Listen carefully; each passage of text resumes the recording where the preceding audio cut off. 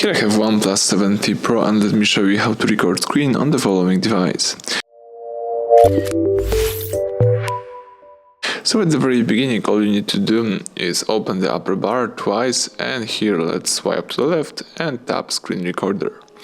You have to agree to the permissions. Let me do it. Let me allow the following permissions, and here you can use the settings of the screen recording, and you can also here start recording by using this record button. So right now we're just recording the actions on your screen, as you can see right here, and you can pause it right here or even stop it. Now you can tap here to watch your videos,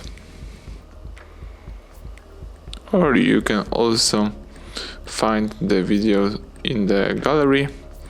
So all you need to do is open the gallery, choose collections, tap screen recording, and that's it. Here you've got your recordings. So everything went well. Thank you for watching. Please subscribe our channel, leave thumbs up under the video.